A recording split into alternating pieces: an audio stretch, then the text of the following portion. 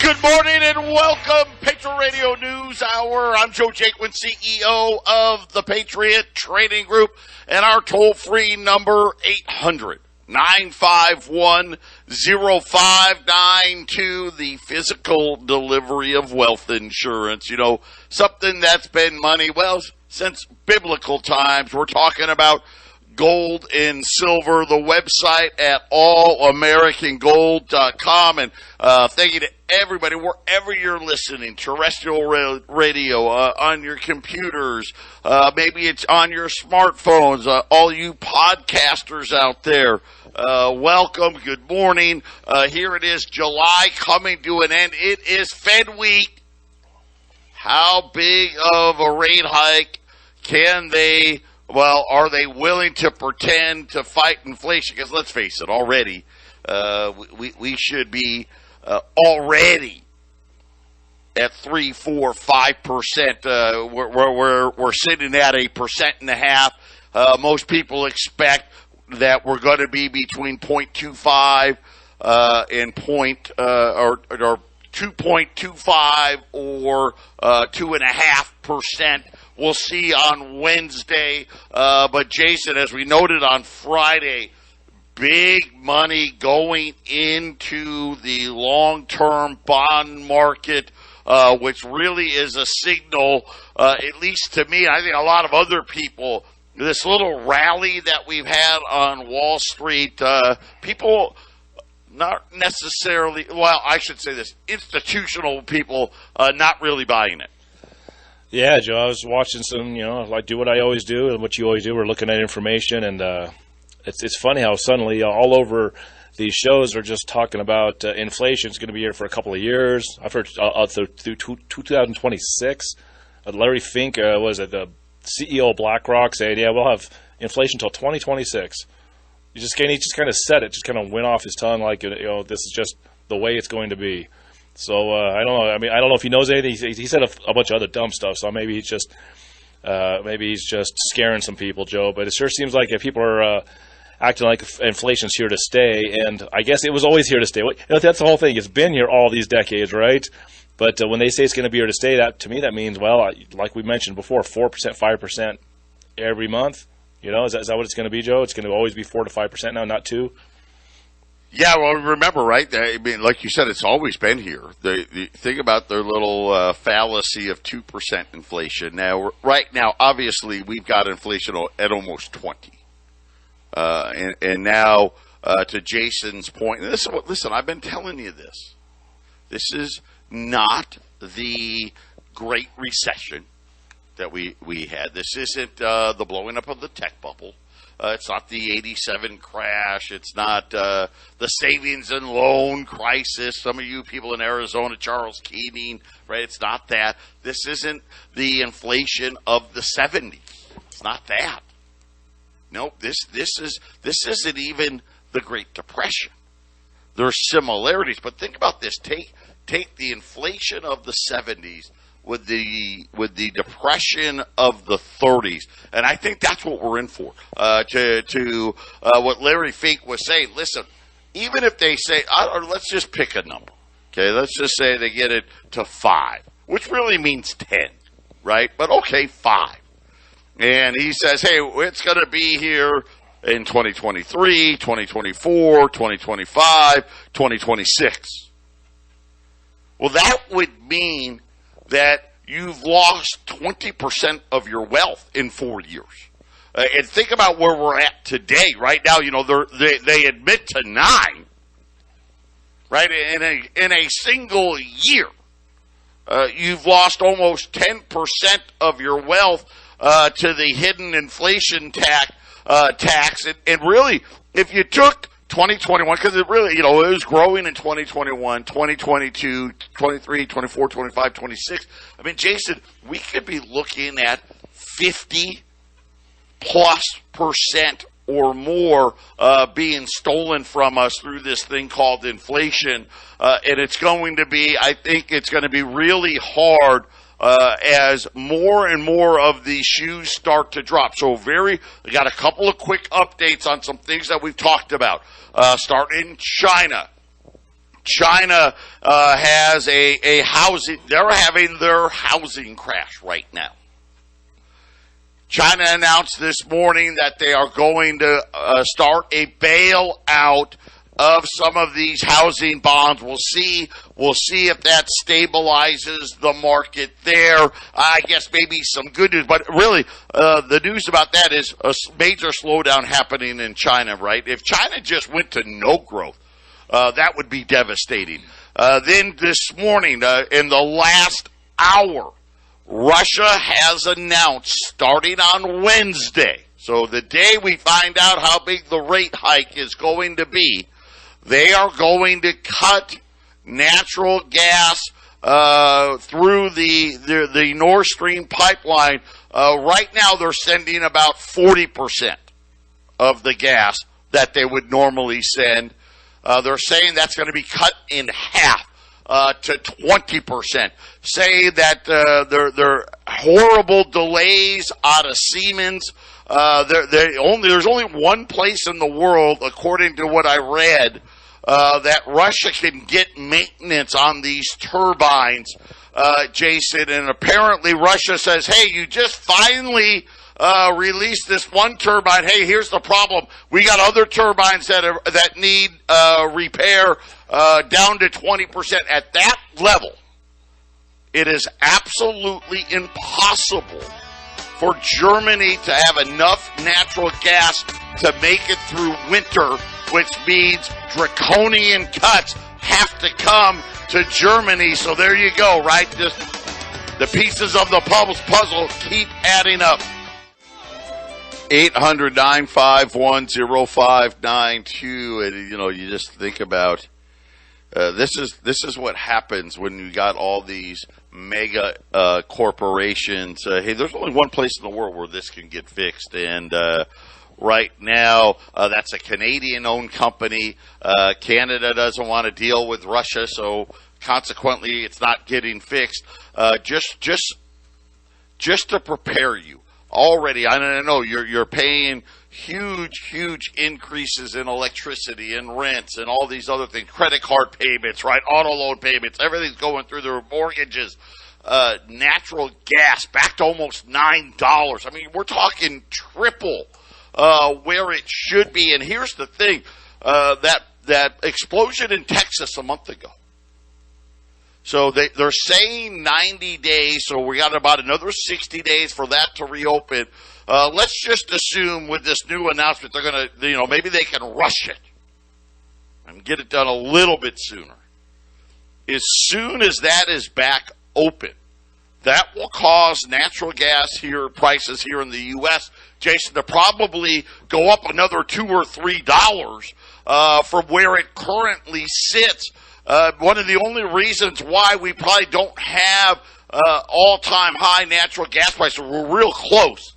But this is the highest prolonged period of natural gas prices we've ever seen. It would be even worse because we'd be exporting a lot more natural gas to Europe right now.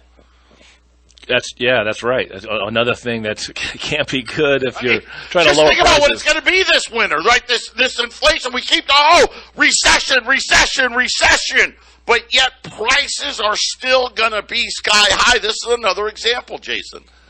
That's right. It's supply and demand. So if the supply is leaving the country, obviously it's not going to be cheaper because if there's a lot of it here, if the price goes down, that's what you want. You want to have plenty of it. So.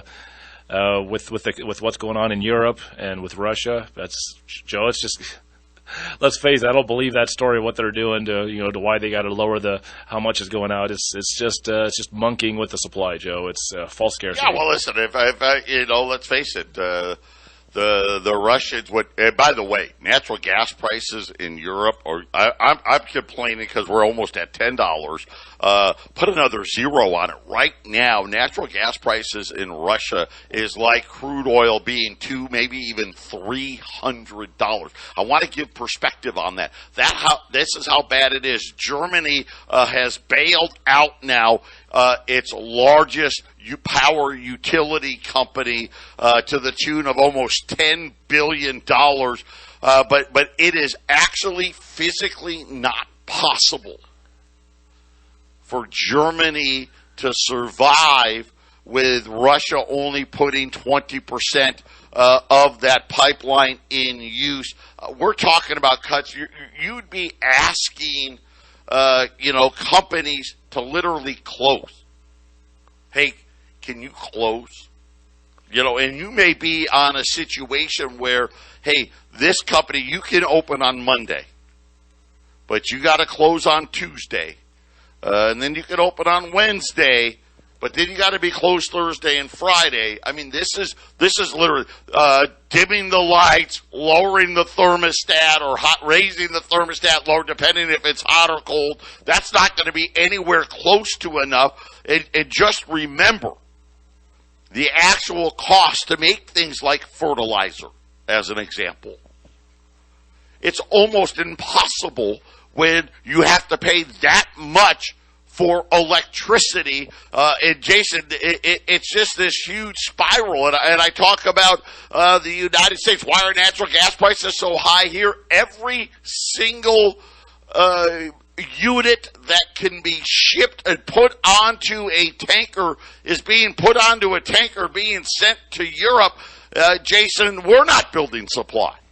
That's correct. Yeah, and it seems to be there's a huge slowdown getting ready to happen anyway. So I just I don't know what the whole plan is, Joe. Who gets what and when and why? But why do I get the feeling no matter how the dust settles, it's just going to make it a lot worse? And listen, we're going to go through it. Ready? Let's start with Weber. Right? The barbecue grill, Weber. They announced today that they are immediately suspending its dividend. Oof. That's bad when that happens. It's one thing to stop your stock buybacks, right? That's not good, like J.P. Morgan did. Suspending the dividend, that means, we got a serious cash problem. They're withdrawing all guidance for 2022. They're saying they're taking this action to navigate historic macroeconomic challenges, including inflationary and supply chain pressures impacting our consumers' confidence, spending patterns, and our gross margins, slower retail traffic, both in stores and online, in all key markets. Oh, and get ready for this line. And continued foreign currency devaluations. This is going to really weigh, Jason. This strong dollar is going to really start hurting a lot of these American companies. All these international companies. Get ready, I guess. Get prepared. So that's Weber. Okay. Now they're talking the repo man. We brought this up, a week and a half ago, talking about how the repo man is back. Oh, yeah. Well, guess what? He is back and back with a vengeance. There's never been a worse time in the last 30 years to purchase a vehicle. And my guess is probably ever. This may be the worst time ever. They're saying that cars, with used car prices raising rates, the repo man now, Jason, active everywhere. The largest amount of repoed cars that we've seen since the financial crisis. And what they're saying is, guess what? It's going to make the repos during the financial crisis look like that's a good day. And again, remember, at least during the financial crisis, right? People stopped paying their house before they stopped paying their car. That's right, Joe. That's right. I mean, a lot of these cars are over leveraged too. The loans are far above what the car's worth. It's kind of like the upside down situation which happened with those mortgages back in the early 2000s, leading to the housing crash. So I mean, I've seen cars that are 140% value. The loan is, and then these people just bought the car 6 months ago, and now they can't pay for it. So I mean, these banks, the small banks and the medium-sized banks, are going to have a little problem with trying to figure this one out, Joe. Yeah, and there's a bunch of guys that are talking about, hey, we are making offers to people 3, 6, and 9 months ago.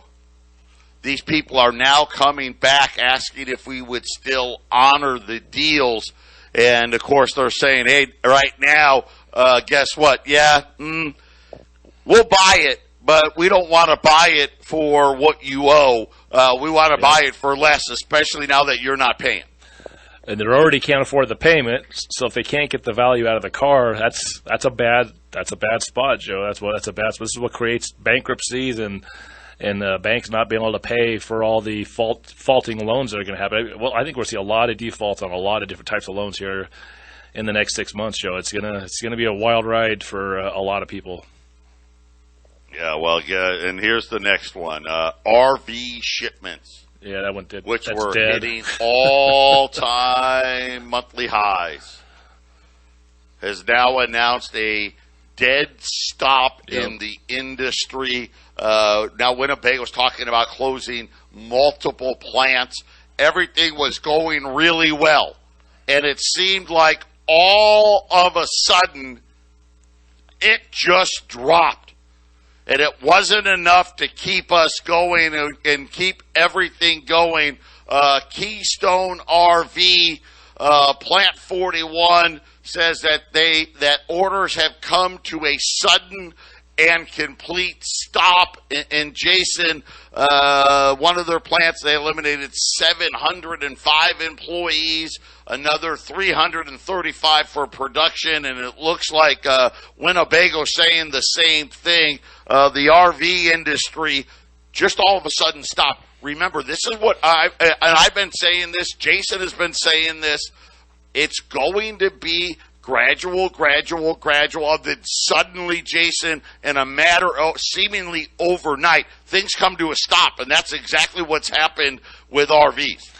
Yeah, I watched a video about a month and a half ago, at the beginning of June, and this guy had been selling RVs for a long time. He's been doing it a long time, and he was talking about what happened in the 2008 disaster, the housing crash, and how it went from brisk, really good sales, selling them all, these RVs to everybody, and it came to very quickly to a halt. He said at the beginning of June, the halt in RV sales today was much more abrupt and fell off much farther and faster than it did in 2008 by a long shot. He said it was more abrupt and more sudden. It was almost like a light switch had been thrown. It went from tremendous sales to nothing in like one day. Is kind of how he put it. So it's a good indication, Joe. I mean, maybe the RV indication, that's going to tell us when these bad market cycles are coming in. Yeah, Winnebago has now doubled the expected decrease in sales, now saying that instead of days, they're talking about employees in plants being off for weeks. And I got a bad feeling those weeks are going to turn into months, Jason. The guy watching the video, Joe, said that it went from all these different dealerships all across the country in 2008, and it just kind of fell down to 3 dealerships nationwide. So he said this time could be the same thing, or maybe even the three big ones don't make it. So that was his prognostication. All the small dealers again, you right? Maybe only 2 out of the 3, or 1 out of the 3. Right? Somebody's going to survive. But again, this is happening everywhere, all over the globe. And of course, I think the biggest thing is we've been talking about small businesses now. We're now up to half of all small businesses, Jason, are teetering on the brink. Hiring freezes, soaring labor costs, skyrocketing inflation. And again, we've been saying this all along. This is a small business killer. And they're saying that significant hiring shift is underway in the small business. And again, we're seeing this again, right? This unexpected, almost all of a sudden, everybody was hiring, and now all of a sudden, nobody wants to add anybody. Yeah, Joe, I'm seeing that right here with the small businesses I talk to and deal with here with the radio station. It's the same. I mean, it's tremendous slowdown happened all at once. So good luck to everybody out there, especially small businesses. We're on your side, but man, it's going to be some rough sailing.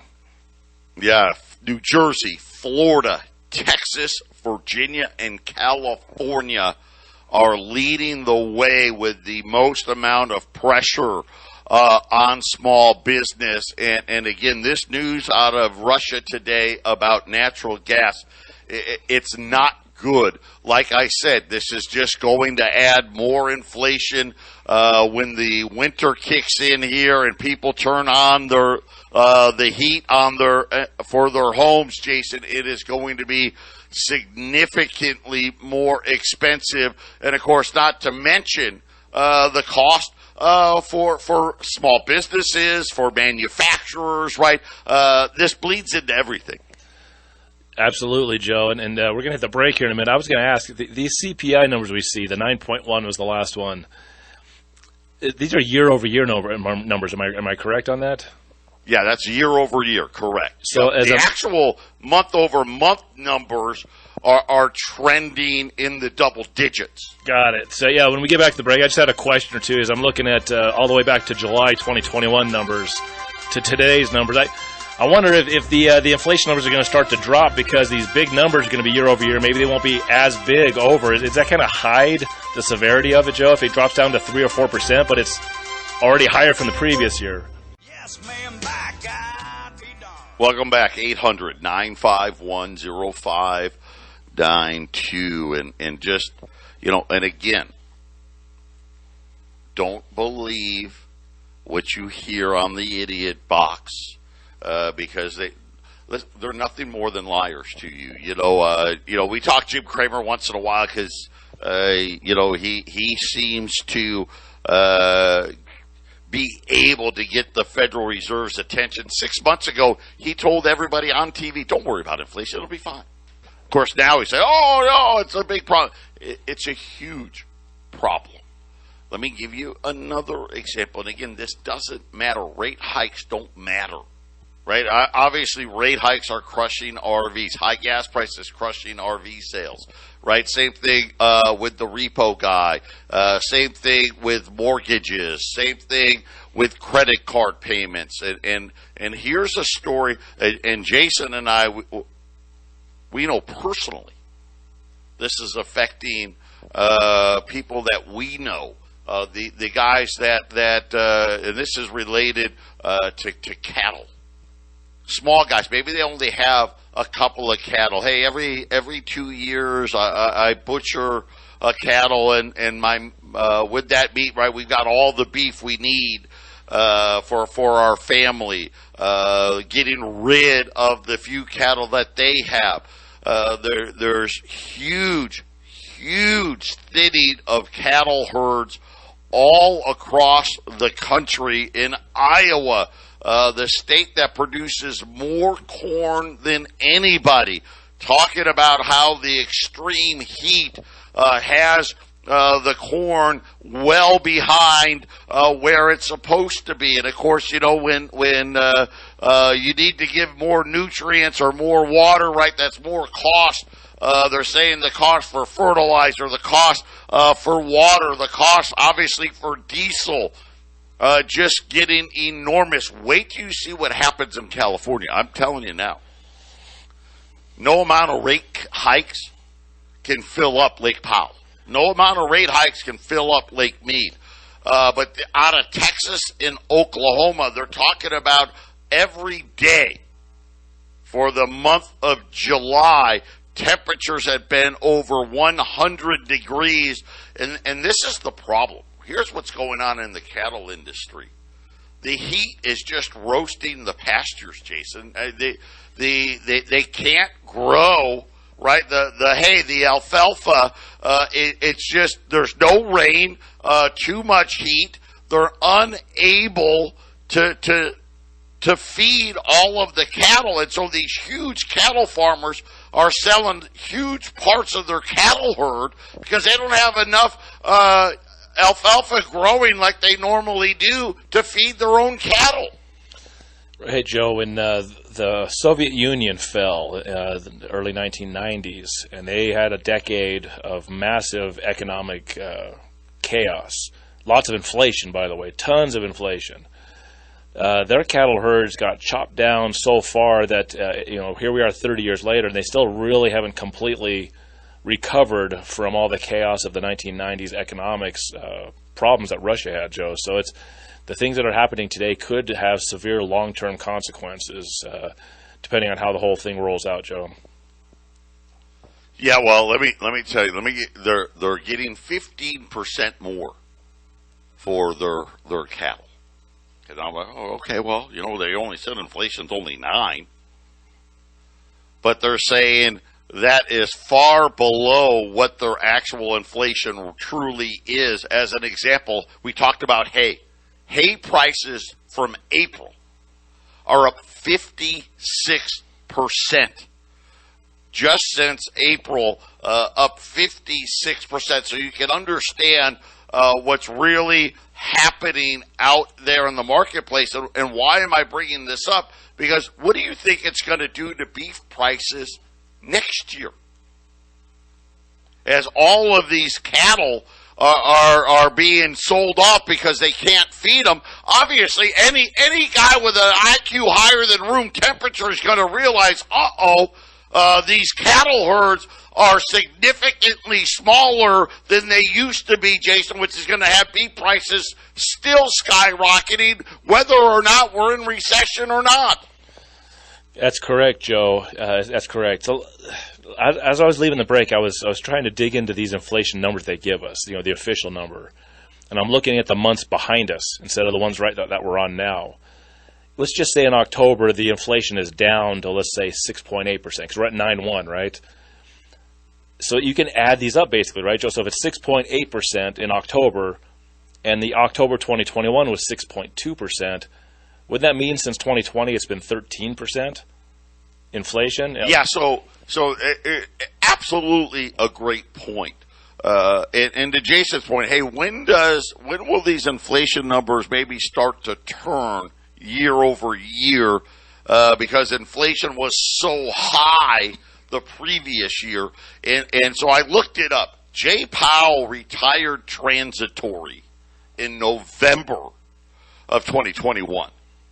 That's when he retired transitory. So to Jason's point, July, August, September, October, obviously November, December of 2021 were very high months. So we could definitely see some tapering of inflation. Now, is it going to go to 3 or 4? No. But could all of a sudden, could we see the year-over-year numbers start falling? Yes, but to Jason's point, let's just say it goes to, 6.5. But the year before, 6.2. It was 7.5. That's right. Yeah. So you right. Well, okay. Well, now that just means that's 14% in 2 years. So the Fed might actually they might actually say, well, if they get it down to 4 or 5, but year over year you're looking at 10 or more than 10 on every month for the last bunch of months. They might claim victory that they're winning when they haven't really won anything. The prices are still way elevated, Joe. I mean, 4% over the previous 8%. That's horrible. That's terrible. We may have to run our own 2-year numbers, Joe, when we do the show the next few months. I'm telling everyone, well, here's your 2-year numbers. How does this sound? Yeah, it's just staggering, and more, just they're talking about corn yields, Jason, that are going to be down possibly 30% in some places. Apparently, Tennessee, you could see corn yields fall by 50%. And again, this is peak pollination time. They need water to pollinate. There isn't any water. It's been this extreme heat. They're expecting yields to be down and down big. Same thing with soybeans as well. And again, this just means, guess what? We got more food inflation coming, not only in 2022, but 2023. Patriot Radio News Hour. How much does your portfolio weigh? We'll be back after the break. 800-951-0592. Gold's down 10, 17.17.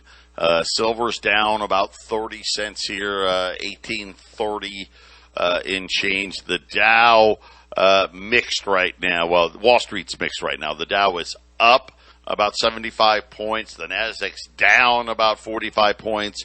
The S&P is up a little bit as we continue to watch earnings season. Obviously, everybody's waiting for Wednesday in the news of what the Fed may or may not do.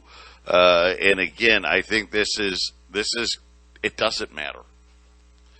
They let it go too far, too long, and of course now we've kind of really learned.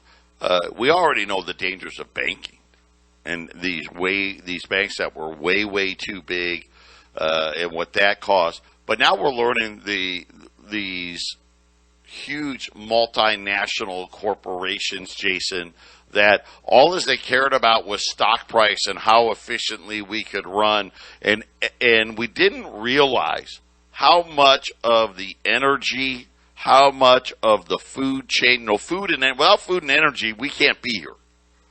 How much of that was dependent or just such at a fine level where, hey, any little hiccup and all of a sudden we can have disaster, unrest starting.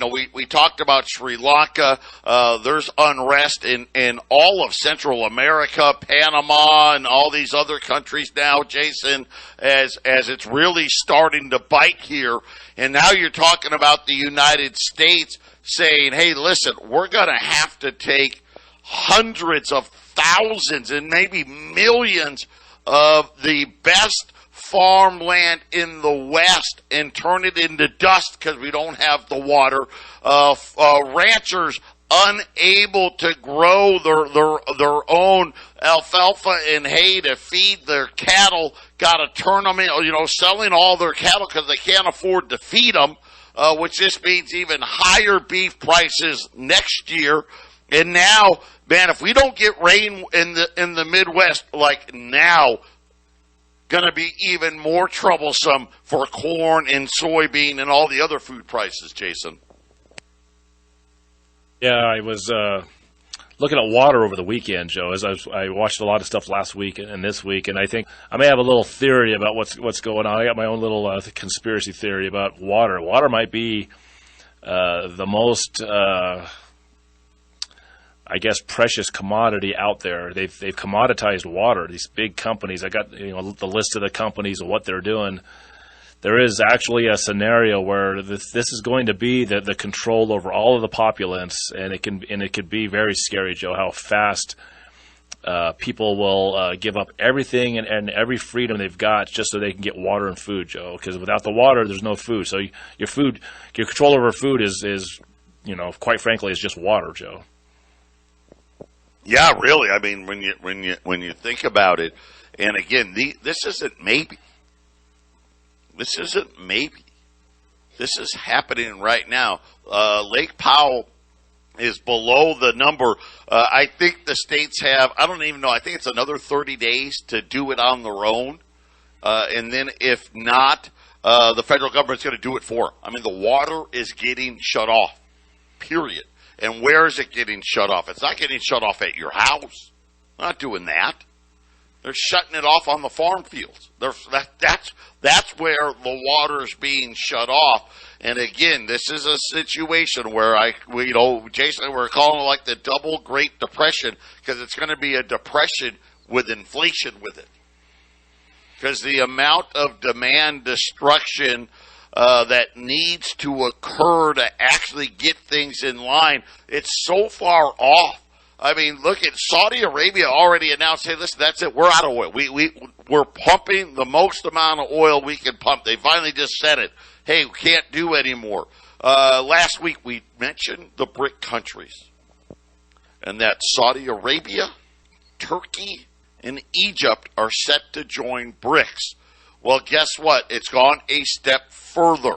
They're now saying the BRIC countries, Brazil, Russia, India, China, South Africa, along with Saudi Arabia, Turkey, Egypt, they're working on creating an international reserve currency based on a basket of currencies of our country. is being worked out as we speak. So this is not surprising to see this. You know, look at Japan. That currency's done, right? Look at Europe. I mean, I don't know that the euro can survive this. And, of course, already last week they raised rates for the first time in 11 years and then said, oh, by the way, we're getting ready for our next emergency measure that we know is coming, Jason. And so it just makes sense that China, we were waiting for China. Obviously, they're going to use the Saudi oil, the Russian oil, right, as huge leverage. Turkey and India, extremely large population bases as well. We talk about currencies being backed by gold, Joe, to give it its value. But if countries join into a conglomerate like you're talking about, and they decide you can only buy our oil with this new currency, that currency suddenly is backed by those things that you're wanting to buy. You don't have to actually have the commodity sitting in a bank somewhere.